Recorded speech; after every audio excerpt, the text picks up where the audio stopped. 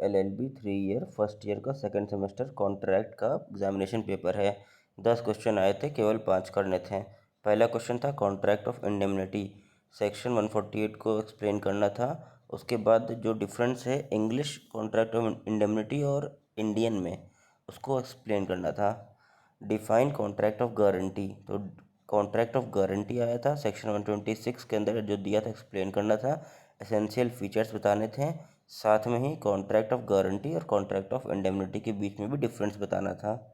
Question number 3 जो आया था वो बेलमेंट डिफाइन करना था और इसके एसेंशियल एलिमेंट्स बताने थे, और बताना था कि can there be a bailment without contract, क्या बेलमेंट बिना कॉन्ट्रैक्ट के हो सकता है।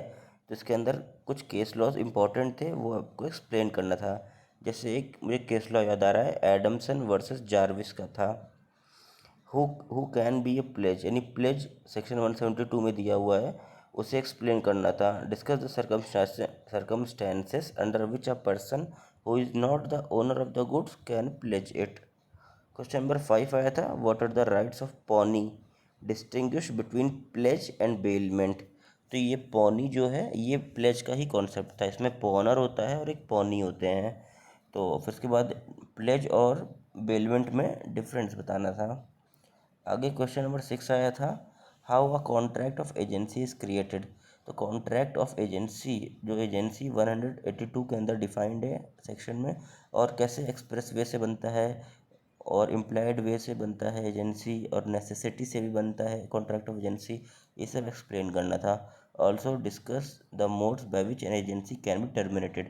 तो एजेंसी कैसे टर्मिनेट हो सकती है, जब कोई इंसॉल्वेंट हो जाए, जब कोई प्रिंसिपल की ही डेथ हो जाए, कॉन्ट्रैक्ट ख़त्म ऑफ एजेंसी ख़त्म हो जाता है तब। तो कई पॉइंटर्स थे जिसे एक्सप्लेन करने थे। Question number 7, explain the nature and scope of agency of necessity.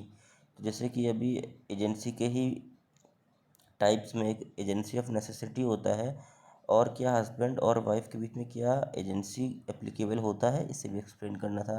इसका आंसर तो नो है, और बाकी आपको अपना स्टेटमेंट देना था। Question number 8, discuss in brief the rights and duties of an agent. तो एजेंट्स की जो राइट्स है और ड्यूटीज़ को एक्सप्लेन करना था। Question number 9, what are the legal provisions for government contract in our constitution. बहुत ही अच्छा क्वेश्चन था, काफ़ी खूबसूरती से लिख सकते थे आप, क्योंकि आर्टिकल 298 कहता है कि जो प्राइवेट पर्सन है वो गवर्नमेंट से कॉन्ट्रैक्ट कर सकती है, और आर्टिकल 299 में एसेंशियल प्रोविजंस बताए गए थे कि क्या क्या कंडीशन को फुलफिलमेंट होना चाहिए तब गवर्नमेंट कॉन्ट्रैक्ट माना जाएगा। तो ये सब आर्टिकल को लिखना था आपको, और केस लॉज भी देने थे। Question number 10, elaborate the government contractual liability with the help of decided case laws. तो देखा जाए तो एलएलबी का पेपर काफ़ी स्टैंडर्ड आ रहा है, तो अच्छे से प्रिपेयर करिएगा। और ये रहा फुल क्वेश्चन पेपर। तो अगर आप इसी को ही अच्छे से प्रैक्टिस कर लेते हैं तो एग्जामिनेशन में काफ़ी क्वेश्चन आपको मिल जाएंगे।